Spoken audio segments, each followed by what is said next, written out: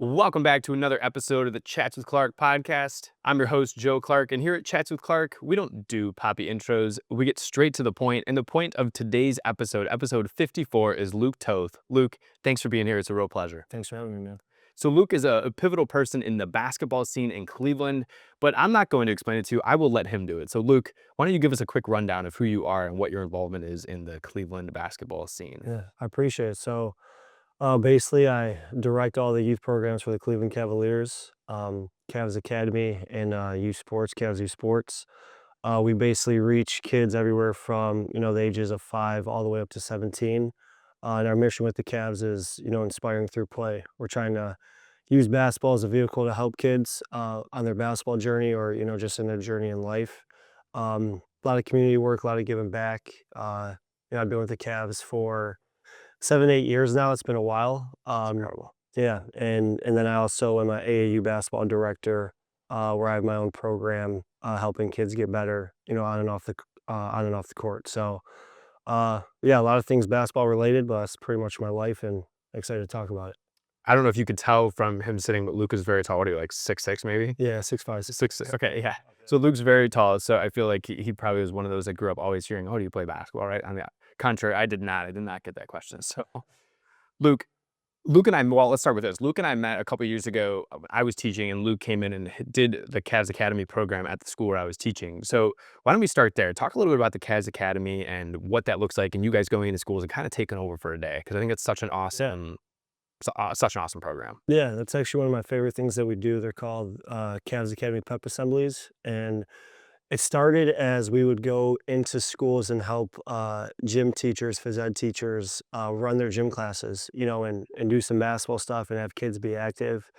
But then we got so many requests from, each teacher and each school wanted it. So, we basically created into this pep assembly program where we go into schools and we pretty much put on a little pep rally or assembly for them. We call kids out from, the bleachers to do shooting stuff, to do dribbling. We have a lot of Cavs giveaways. The Cavs are really good about that. We always have, like shirts, bobbleheads. Right now we have like this limited edition keychain kids are going crazy for. It's awesome. So yeah, it's a really cool program. Last year through the program, we reached about 30,000 students, and we're on pace to even do more this year. But yeah, it's actually my favorite program that I'm involved with, just because when you go there, you just make so many days. Like some of the kids at some of these schools, they go nuts for it, and you just fill them with so much joy for the day. So it's a really really great program to be involved with. Why kids? Why are kids such the focus? Well, it's a good question. Well, I'm the middle of five, so Right. I think my parents, just kind of instilled that in me. So through that, I became a teacher. I was an educator, and I just, every kid grows up. You want to play pro ball. You want to be a pro basketball player. I learned early on, it wasn't realistic. Probably towards the end of high school, beginning of college. But I loved the game and I love giving back. So I first started as an educator. Um, Lasted about 4 or 5 years. I loved teaching, but when the opportunity presented itself to get into all this basketball stuff, it was a no-brainer. So yeah, just honestly just giving back, and you just think of when you were a kid and some of the experiences you had. It's awesome to give kids those experiences and like make them feel good, and help them.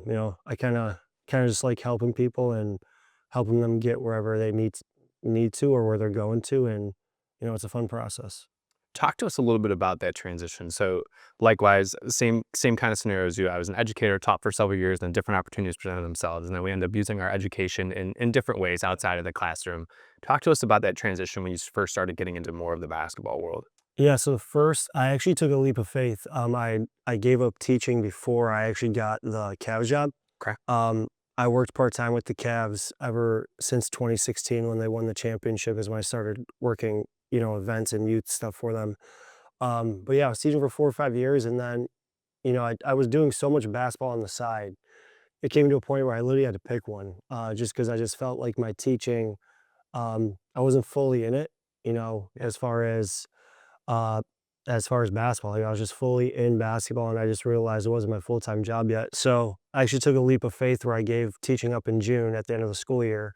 and I actually didn't get hired by the Cavs until February of the next year. Oh man. So there's about a 6, 7 month gap. I own my own business and I do AAU basketball and training and stuff. So I had that, and the plan was to grow that. And then honestly, the Cavs, reached out, and I went through a bunch of interviews, and I started working full time for the Cavs. So I always tell myself like it was something that was meant to be. I'm pretty lucky and blessed that it happened. But yeah, I give teachers and educators so much credit for everything they go through. Doubt. I know the struggle and I know the grind of that, and I know they're not appreciated enough. So, but yeah, it was definitely a unique transition, and I'm glad I took it because I'm so happy where I am now. So Yeah. And did you start in the same role that you're in, or did you end up growing throughout those years with the Cavs then? yeah, so I'm going on year 5 full time, Okay. and my title has gone from senior manager of Cavs Academy, Cavs Youth, and then now it's director. So basically, I just oversee more people, have more roles and responsibilities. Um, but yeah, it's awesome. I'm going on 5 years full time, 8 years total, Wow. and I've been away for teaching, going on 5 years. So Yeah. yeah. So outside of the Cavs Academy, what are some of those other opportunities that you all create or that you get to be a part of within the Cavs organization? I think like the biggest thing that our department is and what we do is just like the community aspect. Okay. There's community relations with the Cavs, and then there's Cavs youth sports. And we're just like really big on that. We reach all, suburbs, all backgrounds, kids of all, different walks of life. And like one thing I love about basketball is just it's universal. We have we teach and coach all these kids that are here. Then we actually have kids come over from Brazil, and they might speak a different language, but like, basketball is basketball. It's universal. So I think the coolest thing with the Cavs is just all the unique events that we do, and all the unique opportunities we give to kids. I think that's the best part of working for them. Do you find that, I mean, obviously they're crazy good right now, right? Top of the East, pretty dominant, expectations are high. Do you find that the excitement that you receive ebbs and flows with the success of the actual professional Oh team? yeah, there's no Yeah, question. okay, yeah. This year has been probably the most exciting and fun year, because anytime we come to a school, uh, people just are more excited this year. Okay. We have some players do some community stuff and they make appearances. But that's one of actually the downsides of our program. Every time we go somewhere, they think players are coming. So I see. the kids get so excited for that, but some of the coaches we bring and some of our staff, they kind of look like players, or the kids look up to them just the same. So it's pretty cool. But yeah, when the team is rolling, it makes it a lot easier, and it makes it, everyone like every school right now kind of wants us in their building. So Sure. so it's a lot of fun. It makes it a lot easier too. That's awesome. Yeah, you need that involvement and energy. Yeah. I mean, I was trying to think, like, I think you guys came and did it with us. What was that, 2 years ago already? No, that was last year. I think we did it back to back here. So I Yeah, think we were one there just year last year. Yeah. you guys did my classroom, and then the next year I know we did the whole school. Yeah. So that's incredible. Yeah. I love, and it's funny too, because when you are right, when everyone came in, a lot of you guys are tall. That always Yeah. attributes to it, right? A Like lot of us people, are former players. Yeah. so I feel like that adds to the height of it. Yeah. Well, literally the height of it all, Right. the expectation, the excitement, and all that. Hmm. Because when there's a certain buzz, it's created, people buy into that. Yeah. Especially from like a student standpoint, you and I know as well as one another that if you can create energy in a classroom, in a gym, and whatever the setting is, then people are going to dive Yeah. right into that. 100%. Why is it that we use so for example, why is it that we use basketball as a means to teach other things too? Why is it that we use something that is universal as almost like the vehicle with which we create other qualities and skills? I think that's just sport in general. Sport. Kids probably don't see it right now or understand that they're playing sports to have fun, and a lot of them have dreams of becoming, professional athletes. But us as adults and us experience it, like we know, like the ball is going to stop bouncing. Whether it's baseball, football, basketball, there's going to be a stopping point for everyone. So it's such a sports are just such a unique opportunity to teach life lessons, and um, I do that through Cavs U Sports, but through my AAU is one thing I'm really big on is trying to teach parents and kids that AAU basketball, it's more than just the basketball. Like I try to get the best coaches, the best philosophies, the best programs to help kids in life. Um, just teaching them how to practice hard translates to good work ethic. How to be on time translates to eventually being a good student, a good worker. So I think that's why sports and basketball is, it's the best because not only are kids are having fun playing a sport, there's so many life lessons and qualities in the sport that they can learn or they can gain. So that piece of this is so enjoyable. Yeah, I agree with you. That's the true reward. And then you Yeah, see it years later. It's those comments that you get when people are like, "Hey, Luke, thanks for this," and it's years later, and you're like, "Oh my god, like it's yeah, stuck," you know. yeah, Something I think is I'm kind of enamored with is I think right now we live in a society that's real flashy, kind of gaudy, showy, all that. And some of it, I mean, I'll use John Morant, like some of his celebrations, right? He's obviously under such a microscope right now. But yeah. for example, and it's easy to use him because he's on a pedestal of professional skill. So it's easy to use that example. But how do you dabble with some of that you see where there's maybe like an overshowing of emotion from either a celebratory standpoint, a taunting standpoint, Yeah. I think that's so prominent right now and like it's all across social media, right? And the youth in particular and engaging with that media at such a high rate. How do you dabble with managing that, but also Mhm. allowing someone to be who they are too? Yeah, it's honestly tough because the kids, the NBA, it's great for the kids to watch, but at the same time, um, it's also tough because they see Steph Curry and they see some of these players doing incredible things like a step back three or fadeaway three. And then when they get in the gym, that's all they want to do. Mm. They want to shoot the step back 30 footer. Um, and so, watching the NBA and it being entertained and looking up to those guys, it's so great. But at the same time, when you get them in a gym, it is a challenge because you have to explain to them like those players are the best in the world. And the reason he could shoot so far is because he's worked so hard at shooting from 5 feet, shooting from 10 feet. So it's definitely a challenge. Anytime I'm coaching a team or running practices, you always see it. You always see the celebrations and the dances that they do. So I think it just goes back to what we just talked to. It's just a teaching moment. And it's just a life lesson where explaining, those guys are the best in the world and they have the right and they've earned to do everything that they do. So yeah, it's definitely a challenge, but honestly, it's like it's up to coaches and it's up to adults to teach kids and educate them on what it's all about. I love the analogy that there's always a bigger fish. Yeah, And that was something I always use in the classroom, especially as like a gym teacher, right? I mean, there's fun and there's different, when you're competing with different people, there's different levels of acceptance yeah. almost, right? Like you're competing with your buddies. You're going to push and shove. Like I remember a good buddy of mine, Luke, we would play in his driveway to 100. Oh We would play wow, up to 100, just one on one. that's It pretty was well. like, you would imagine by the time you get to 50, it's basically the MMA out there. We're just Yeah, assaulting each other on his driveway. yeah, And those are moments, right? But then it's like you go and you're playing with other people and now you control yourself a little right. differently, right? What Yeah, you for sure. express is so much. And so there's always a bigger fish. And I think the environments that we're in influence how we're, the expectation, the etiquette, Yeah, whatever's allowed. yeah, So for sure. I just think that that's so prominent right now because everything's taken out of context. You see a video and it's like, oh, well, I can throw a grenade Yeah, as a celebration anytime. It's like, no, you can't. yeah, exactly. Cool. Yeah. So something you kind of touched on too, I wanted to bring back to was your own basketball club. So I think it's LTB Club, right? Like your Yes. is it a travel team, AAU team? Talk to us a little bit about that, Luke. Yeah. So basically, started off as just training. I was teaching and I was coaching varsity basketball. I was varsity basketball assistant, JV head coach for a little bit. And then at Lutheran West and Rocky River, they were really good on providing gym time to train the Lutheran West players, but then I was also bringing in other players, all kinds of ages, all kinds of skill levels for training. When I stopped playing basketball, I got right into training just because I wanted to be around it. I'm a gym rat. Always was in the gym growing up playing basketball.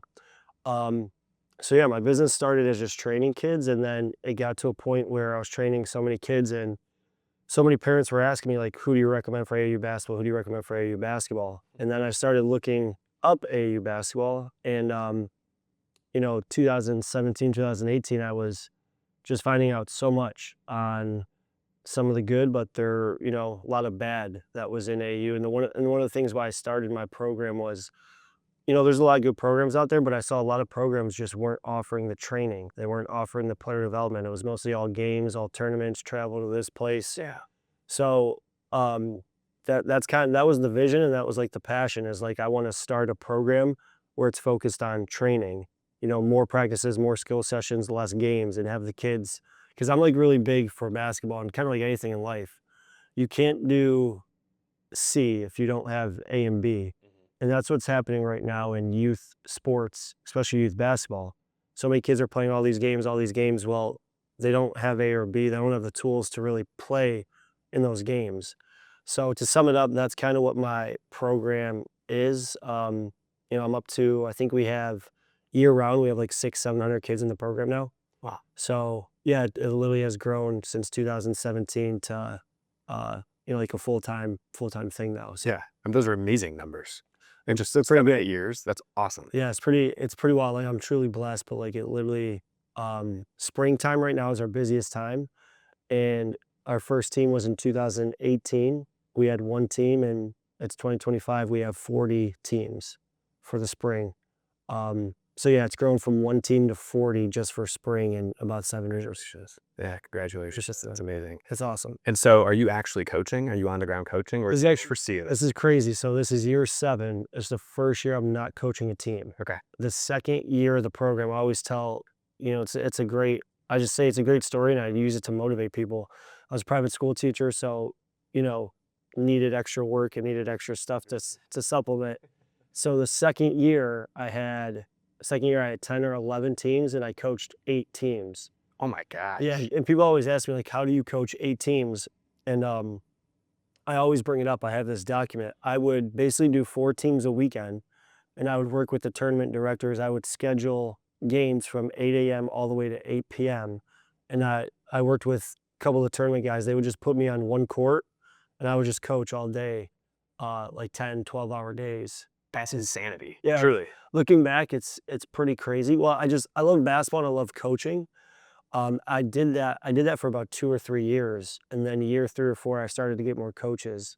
But it's actually crazy. I used to coach 8 of the teams, and now I have 40, and I don't coach anyone. I oversee it all. Yeah, my role now is overseeing and helping coaches explain to them what it's about and explain to them, the vision, the process, what we're trying to do. So, yeah, it's great though to be like to start a business or to start something and see yourself working so hard at it, and now still work very hard. I do a lot of administrative and behind the scenes stuff, but now to have that many coaches where you don't have to actually coach and now you can grow it is really cool. That is. Congratulations. Yeah, I appreciate it. Yeah. So, And just to see how many people believe in that mission too, right? yeah, I want to read right off your site. It says, Yeah. your site notes this: our basketball philosophy prepares players to become better players, but also prepares these young players for life. So again, awesome mission, more about that transcendence than it's more than a game, right? Yes. That cliche quote that is so relevant, though. It's more than a Yeah. game. And you have now 40 teams who are coached by, I presume, at least half that amount of individuals that are all buying into that mission. 700 players and their families and their coaches. That's a heck of a community. Well, congrats. I appreciate it, man. It's such a blessing, but with that, there's so many challenges. The biggest challenge to all of it is to getting players, but especially the parents, to understand that process. Because in that process, like basketball is just a hard sport in general. It's a simple game, but it's a hard sport. Like when you have bigger, stronger kids, the less experienced, weaker players struggle. And um, the challenge is sometimes getting the parents to understand the process. So that's kind of the biggest things that I'm trying to work hard with is so many people today want overnight success. They want their kid to join the program. They want to be on the best team. They want to win all these games. They want to see, dramatic development right away. But, I tell my parents every year at my parent meeting, like, hey, this is a process and it's going to be a roller coaster ride. It's going to take some time. Biggest challenge is a lot of people, they don't really buy into that and, end up leaving or end up, whatever the case may be. So to sum it up, it's a blessing. I love it, but it's also challenging at the same time. I'm trying to educate more people on, what it's all about. How do you vet that? How do you decide the process of like this coach, this family, this whomever is cut out for it? They're on the mission, they're on the path of this, or this one's not? Oh man, great question. Because it's hard. Like they come to tryouts, and we have so many workouts and tryouts and skills clinics, and I'm very straightforward. I'm just like, hey, here's the mission, here's the philosophy. When your kid comes to tryout, I don't care if he's, best high school player or best middle school player, or he's like lower tier. if he wants to work and he wants to get better and you believe in our mission, we take those families and we take those kids. So, we get a lot of people to buy in, but at the same time, it's just it's just a process. Getting good at anything, takes time. Yeah, those Takes time. repetitions. So, we open it to anyone who truly believes in what we're doing and just the challenges in that process of going through it. So, How do you find that your education skills as a teacher have translated to now literally teaching oh, it's basketball? huge. I graduated from John Carroll, so my last couple years at John Carroll, and then being an educator, um, just computer skills, but mostly like communication. I know one thing our Too. yeah, I know one thing our program does really well is communicate. I know some other AAU clubs, they struggle communicating, where games are at, what tournament, how much money it costs. We're like really good at communicating. And I always tell my parents that at our parent meetings, like one thing I guarantee is I guarantee three things when they sign up for me. I guarantee that we're always going to communicate. You'll always know where you got to go, who's your coach, what you're doing this day. That's the first guarantee. Then I guarantee that will be organized. Organized as far as, structured practices, structured programs, structured coaches. And then the third thing is I guarantee that if you do believe in the process, it doesn't happen overnight. But if you do believe in it and you stick with it, your kid will, get better. But at the same time, it's like up to the player. You could give them the tools and show them everything, but they got to work at it. If they don't work at it, that's on them. Allen Iverson, what's practice, right? There you It's go. practice. But I love that, right? So communicate well, be organized, and put in the work. Yeah. Trust the process, be the process, buy into it, however you want to phrase it. Yeah. Those three are life skills that anyone should want to emulate Right. within any realm. So Right. much to your point that it is more than just meets the eye. This is more than just basketball training. That's life Yeah. right there. If 100%. anyone had that, that is a great employee. That's a great business owner. That's Yeah. whatever you want to say. Yeah. Between the two, between the Cavs work that you do and between your basketball training, coaching business, you've influenced thousands of students. What keeps you coming back? And I say that because in order to influence thousands of students, it's a lot. You're coaching 10 games at a time, 12-hour shifts. I mean, I know it's shifted, but now you're running a big business. Yeah. So it's a lot. So to be able to influence, it takes a lot. What keeps you coming back? Man, it's honestly, to sum it up, honestly, I really don't see myself doing anything else. I always say, like, when you get that question, like, if you can do anything in the world or whatnot, obviously it would have been to be a player or be a coach at that kind of level. But if it's not that, like, this is, this is my calling. I love seeing the development, especially on the Cavs Academy and the AAU basketball side. Like, when you get a kid in fourth grade and then you have them in ninth grade and just see over the years how they've grown as a player, as a person, seeing philosophies and life lessons that you've instilled in them Mhm. and like them doing good and achieving stuff and being a productive, citizen, productive student athlete. That's why, like, that is the why.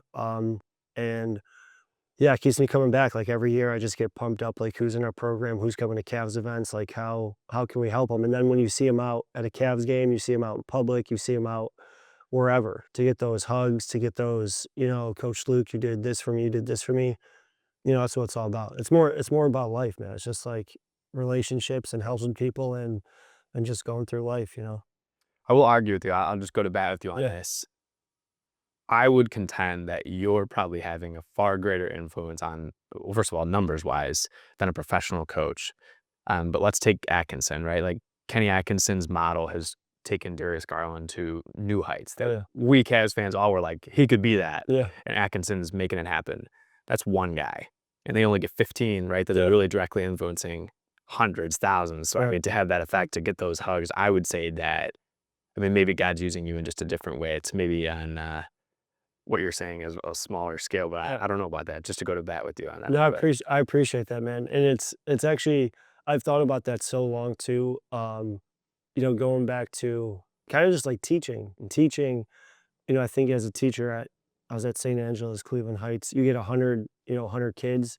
You impact and touch other lives in the building or whatnot. But yeah, what I'm doing, I mean, every year between the Cavs, 20,000, and then AAU, 700 to 1,000. Like, you're right. Like, it's honestly such a blessing. Where if you were coaching serious basketball or whatnot, uh, you only touch a handful. So yeah, it's really cool and it's a great experience. That's great. Yeah. Congratulations again. I I think it's appreciate it. well worthwhile. Yeah. Luke, part of that is to be almost like a public figure, right? Like you're someone that, again, you mentioned like, oh, you see him out and about, you see him around the town. There's a certain level of professionalism that has to come with that. You're almost always under, kind of like we were just talking with John Morant, you're always under a public eye. All right. What's that like for you? How do you dabble with that? How do you grapple with it? One of the biggest things I have learned, and I actually challenge all adults, whether what role you're in, but especially teachers and coaches, kids like look up to you. And to me, that's the ultimate feeling. It's the ultimate role in life to have a young kid, young adolescent look up to you. So I always take it back to the social media. Social media is it's so big, and there's so many positives that come out of social media and the information that you could share, all of it. But the biggest thing for me is like, um, just the social media. I always tell myself and I tell coaches, never post anything you wouldn't want a young kid to see. Um, so like I'm really big on that. Is like I know, back when I was a teacher or whatnot, I used to be private and I used to not let like students follow me and whatnot. But honestly, over time, I realized like kids look up to you, and they're looking. The kids need as many positive influences as they can, especially in today's world with what they see in movies and music, and 100%. on Twitter they can just go through and see the craziest stuff. So, I'm like really big on that. Like anything you see on my Instagram, every time I post, it's something that, you know, I would never post anything that I wouldn't want a young kid to see. So, like when you have kids follow you on social media and whatnot, just always know that you could potentially be a role model for them. And to me, that's like huge, knowing that kids look up to you and knowing that kids, you know, kind of idolize you in an aspect. It's like, man, I get to do this for a living and be looked up to. So it's really cool. Yeah. They see the qualities in you that they want to embody and be when they are our age or Yeah. age, whatever. Yeah. It takes me back. I had a conversation with a teacher one time that kind of called me out and was like, young guy comes in and there's all these experienced teachers. It's just the nature of the beast. There's always going to be a bigger fish. There's always someone that had 20 years on you. Yeah. And all my social media was always public.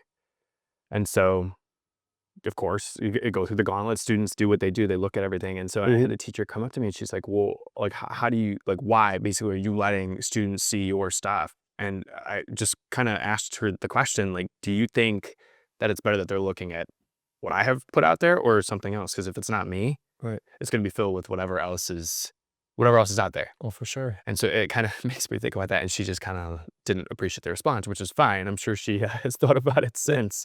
Yeah. But it's much like you're saying, when what you're putting out there is just all good and it's authentic and true to you. Like that's what it's about. You're building that community even more. Yeah, I mean, it's such a powerful tool. And as a teacher, I used to be private, and you know, students' requests or whatnot, I just left them there.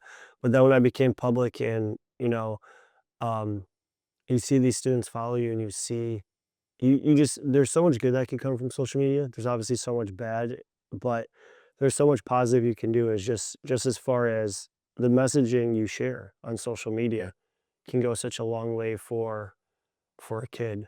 Um, so yeah, I know there's different takes on it or whatnot, but that's just Sure. that's just how I feel like when I go to camps and when I go not and I see, kids follow me or whatever. It's just like, how can you positively impact Yeah. them? So Yeah. That's a tool. yeah, You're 100% correct. yeah, Look, I want to kind of transition this a little bit socially. Basically, I'm asking you to brag. That's basically the question yeah, right now. Not really brag, but through all of this and through the basketball world, there's a lot of cool opportunities, I'm sure, that come your way specifically. What have been some of the highlights that you've gotten to experience? What are some of the parts of the job where you're like, it's different, right? We've talked about all the great rewarding aspects. What are some of the cool things? Like, for example, I know you were at a game recently. Like, I'm sure there's a lot of parts of the job that are awesome too, just in a different social way. I would say the people you get to meet and the connections. So I've been with the Cavs for like going on 8+ years, part-time, full-time. Getting to meet so many players, but more importantly, coaches.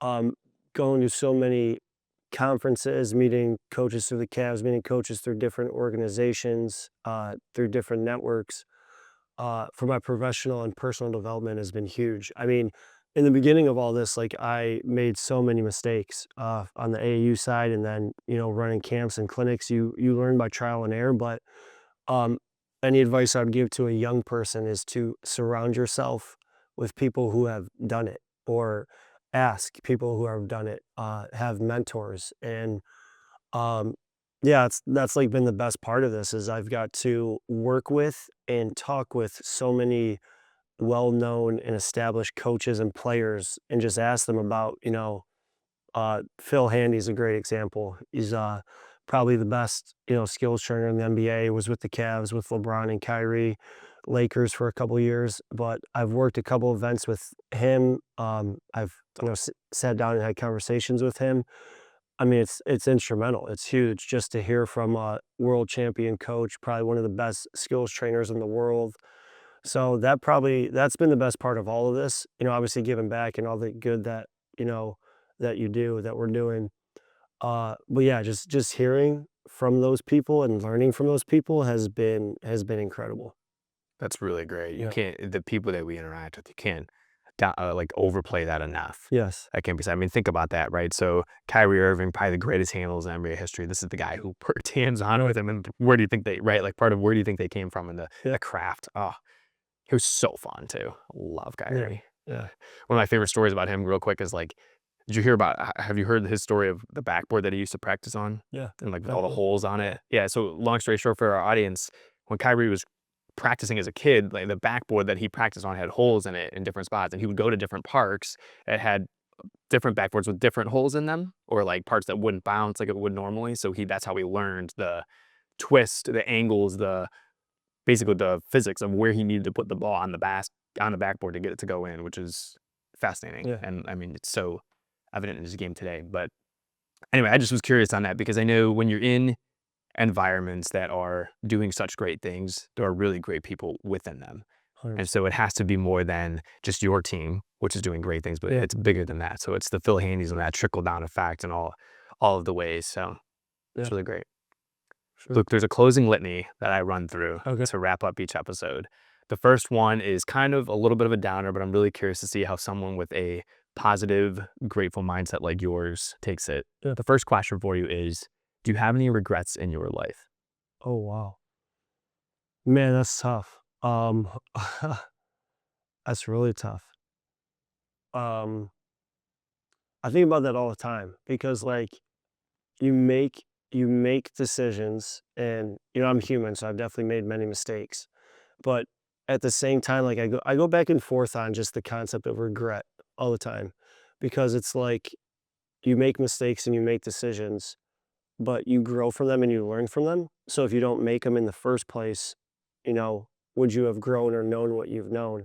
So um, it's tough, man. I go back and forth all the time. Like I do regret stuff, but at the same time, I look at it. If I didn't do it or make a decision, I don't know if I would have grown from it or been better in the future. 100%. So, um, yeah, I think honestly, the only thing I could truly say out loud that I truly regret is as a basketball player, it was very hard for me to make it as a player. I might be tall, but wasn't really built like a strong athlete, had have a thin frame and body structure. But um, it was so hard to make it in college as a college basketball player. The only regret I have looking back is I would have went, I could have played at certain schools or whatnot, but my path as a player, I didn't make it. So just as a basketball guy, gym rat growing up, not making it as a player has always bothered me. I've always regret what could I have done more if I would have went to that school, if I would have went to this school. But at the same time, if I didn't fail as a player in college, then I don't know if I'm where I'm at. So it goes back to my whole point where I regret some things back then, like Mhm. in my college days, and but at the same time, if I don't fail, I don't know if I'm where I'm at. So Yeah, it's kind of like the whole concept of regrets in life is for me, it's kind of a unique topic because it's like, to sum it up, you make decisions, but sometimes you make decisions and you have regrets, but you learn from it and it gets you to where you need to be. Totally. It's completely oxymoronic. Yeah. It's dichotomous to say you're going to do something that you wish you hadn't done, but then there's the counter effect of, well, then if I hadn't done it, whenever I learn and it would actually happen would not have happened. I don't know if I want that to be the case. Right. So it's completely dichotomous, Exactly. oxymoronic. Yeah. Part of that, I think, is this notion of gratitude, because there's a certain recognition that what has happened, I'm grateful for. To me, anyone who lives with a grateful heart and who tries to practice gratitude in their life has a better life, bar none, than someone who does not. Right. What role does gratitude play in your life? Oh, man. Give me an example for you or for someone else, and then maybe then I can answer that. Totally. Yeah. Me personally, guy of faith, believe that God has instilled himself in all of us. I think that each person, what they do really well, their gifts and skills are the way that God is within them. Mm. I think there's certain aspects of people, there's aspects of each person that we interact with that we're like, I love that about that, right? Like, I love this about Coach Luke. I love this about JP. Yeah. What those things are, to me, are the best of them that are like God. Therefore, apply that across the board. For me, I try and see what those things are in each thing. Then it allows me to meet people as appreciating them. It allows me to interact with, like right now, it's starting to rain right here in Cleveland. It's starting to rain. It's like, all right, you know what?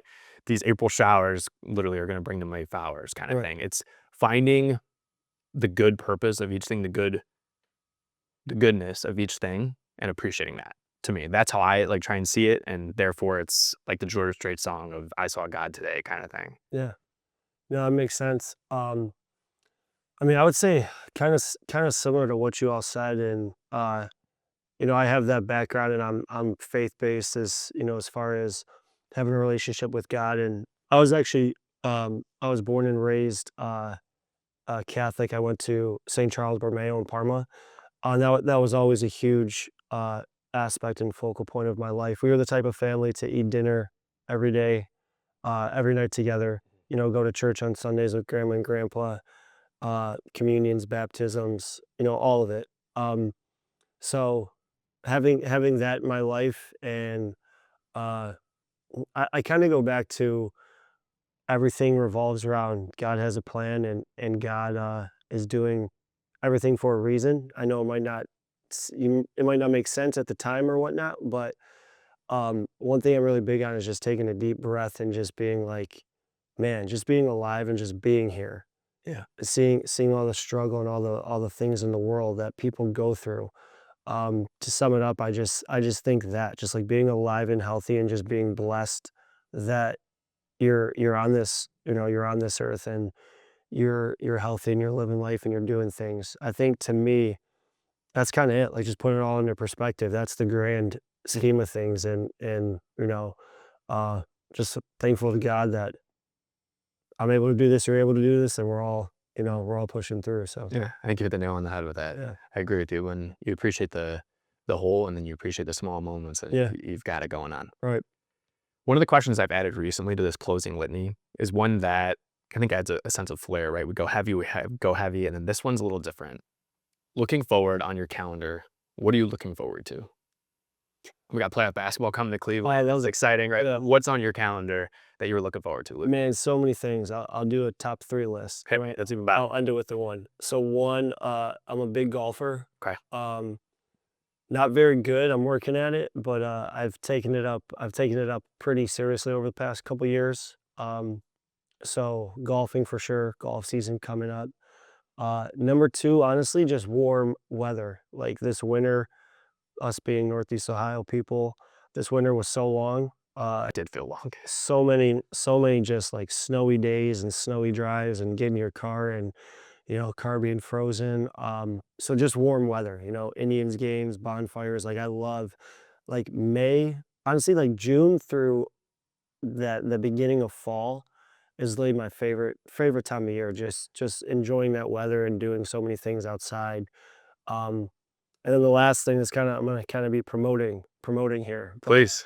Cavs summer camps. Cavs summer camps are coming up. We have about 24 summer camps all throughout Northeast Ohio, Western New York, Western PA. Wow. And our summer camps are awesome. It's one of the best things that we do as the Cavs, and one of the most fun things I'm a part of. Monday through Thursday, 9 to 12, the kids come, they learn fundamentals of basketball. They travel around the gym and learn from so many different coaches. They do stations, they play 3-on-3, 5-on-5. Cavs tickets are involved, so many Cavs giveaways. They're a blast, they're fun. They start the first week of June, so anyone that is interested can go on our website, cavs.com, click on our youth page, and sign up for our summer camps. They're filling fast. We'll have them in the description below Okay. too. I'll link it in the description below. Cavs summer camps, to sum it up. What are the ages, That's what Luke? I'm ready for. We actually start all the way at age 4. There's a Cavaliers. That's awesome. Cavaliers camp, 4 to 7. We start them as young as we can. And then we have Cavs Academy 8 to 14. We start to cap out at that 9th grade high school level. But yeah, they're a blast, and I can't wait to be a part of them. I'll be traveling to Pittsburgh, Buffalo, Cincinnati. We have so many in Northeast Ohio. And right now there's a playoff code. So if you go on and if you sign up, it does it automatically, but we're running a special the entire time the Cavs are in the playoffs. So Hopefully it's for a long hopefully time. you guys all the way through mid-June when they're in the finals. So That's awesome. I'm excited for you. Again, a great testimony to you and what you are doing with your programs, your involvement, your basketball knowledge, the heart. I think it takes, people don't appreciate that enough. I think it takes a great heart to put yourself out there and try and influence the world for the better, especially from a youth. Like, kids are brutal. People think like adults. No, kids are brutal. yeah, So they need it's they need a lot of guidance. yeah, and they're gonna tell you. That's what I think is awesome about the youth is like they're gonna tell you straight. Yeah. Like what they think. If it 100%. stinks, you're gonna know. Yep. If it's great, Yep. they might tell you. Yeah, for sure. Luke, in closing, is there any piece of advice that you want to offer to the audience? Any closing thoughts? You could tailor it to a specific group or to, again, that audience abroad.